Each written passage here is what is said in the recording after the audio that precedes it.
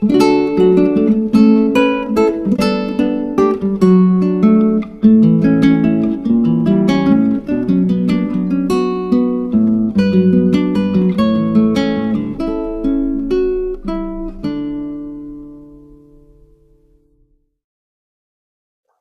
a todas, nos volvemos a encontrar una vez más para el desarrollo de esta actividad propuesta en conjunto por Arte, Cultura y Sociedad y Lengua y Literatura. Esta vez nos encontramos para charlar de la experiencia que tuvimos la vez pasada, la semana pasada, que fuimos juntas a conocer la Casa Azul, el Museo Frida Kahlo en Coyoacán, México. Lo visitamos de manera virtual. Es una de las facilidades, oportunidades que nos ofrece estar en nuestras casas y poder acceder a través de Internet a lugares que quizá de otro modo no lo hubiésemos hecho. Me gustaría hablar de algunas cosas de la experiencia que yo, por ejemplo, fui percibiendo. La primera de ellas fue obviamente los colores. Los colores son fuertísimos, se notan el verde de las plantas, en contraste con el fuerte azul y el amarillo de las paredes y puertas. Y en particular, me llamaron muchísimo la atención los objetos. Son objetos que nos remiten a la vida personal de Frida, y algunos de ellos también a su marido, Diego Rivera, con el quien habitó esta casa. Es un tipo de museo muy particular, como habrán visto. ¿Se acuerdan que la clase anterior, la clase teórica de museos, hablamos de que hay diferentes tipos de museos, de espacios? En este caso se trata de un museo que no solamente es artístico, sino histórico, y es un tipo muy especial, que es un museo biográfico de una persona en particular, en este caso de Frida Kahlo. Por eso está lleno de objetos que nos remiten a su vida y también a su obra. La intención con que ustedes conocieran y exploraran cómo vivió esta artista era que pudieran reconocer en la visita estos objetos. Pero no solamente estamos hablando de cuadros, esculturas, mesas, sillas o camas, sino también que estamos hablando del espacio en el cual habitó Frida Kahlo. El recorrido virtual nos ofrece una forma, sobre todo visual, de acercarnos a este lugar tan especial. Los museos biográficos o sobre personajes particulares de la historia tienen la característica de que buscan recrear la manera en la que vivieron esas personas.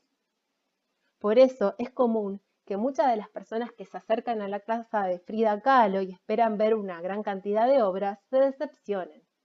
Pero, por el contrario, lo que obtienen es una visita a cómo era un México en los años 40, 50, que fue habitada esta casa.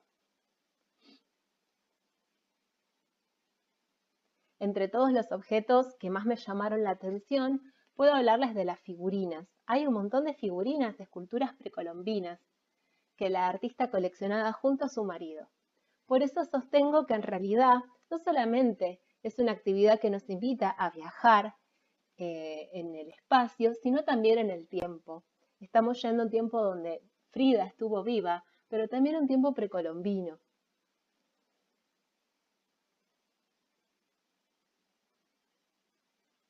Sus obras están exhibidas principalmente en 5 salas. Podemos ver los retratos diversos que hizo el artista, como por ejemplo a la derecha tenemos el retrato que le hizo a su padre, de quien quizá habrán leído o habrán visto en la película, si es que la vieron, que era un fotógrafo mexicano. En realidad él era europeo, de origen europeo. Bueno, este es un pantallazo de la experiencia que ustedes tuvieron y quería contarles un poquito sobre cómo es mi experiencia o cómo fue mi experiencia al acercarme a este lugar que siempre quise conocer. ¿Se acuerdan que hablé de la escala? También me ayudó muchísimo a entender la escala de la obra de Frida. Esto lo hablé con algunas de ustedes a través del chat de la plataforma, ya que Frida tenía una obra de dimensiones bastante pequeñas, ¿sí? Dado que ese es el tamaño que podía manejar desde su cama o desde una silla. desde donde generalmente pintaba estas obras debido a su condición. Y ahora, en estos verdes jardines, me encuentro con una colega y amiga que nos va a referir respecto a lo que a ella le llamó muchísimo la atención de esta visita. Ahí está Norma, para contarnos y leernos una poesía. Una poesía que repara en la experiencia que tuvimos en esta casa, una experiencia que carece del sentido del sonido, no sé si lo han notado. No tenemos la posibilidad de escuchar al viento, a los pájaros que quizá habitan ese jardín, tampoco nuestros propios pasos. Y ni siquiera tenemos la posibilidad de acercarnos lo suficientemente a las obras para leer las leyendas que indiquen su título o quizá los materiales empleados. Es por esto que con Norma charlamos sobre la ausencia de la palabra durante esta visita y lo que eso nos posibilita. 12ª poesía vertical. Sacar la palabra del lugar de la palabra y ponerla en el sitio de aquello que no habla, los tiempos agotados, las esperas sin nombre, las armonías que nunca se consuman, las vigencias desdeñadas, las corrientes en suspenso. Lograr que la palabra adopte el licor olvidado de lo que no es palabra, sino expectante mutismo al borde del silencio, en el contorno de la rosa, en el atrás sin sueño de los pájaros, en la sombra casi hueca del hombre. Y así sumado el mundo, abrir el espacio novísimo, donde la palabra no sea simplemente un signo para hablar, sino también para callar.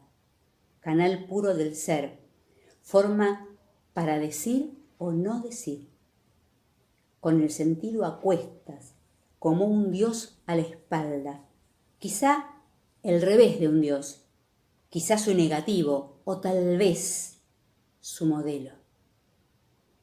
Roberto Juarros, poeta argentino. 12ª poesía vertical. Muchas gracias. Y después de ese hermoso poema leído tan bellamente por Norma, nos despedimos, no sin antes invitarlas a que ustedes nos cuenten cómo fue su experiencia en el recorrido de esta casa, qué objetos han llamado su atención, qué sensaciones han experimentado y sobre todo en función de esto, que es la ausencia de explicaciones, la ausencia de un guía o una guía que nos cuenten qué es lo que estamos viendo, sin poder escucharnos ni al entorno ni a nosotras mismas transitar este lugar. Ojalá hayan disfrutado de esta experiencia tanto como nosotras. Hasta la próxima.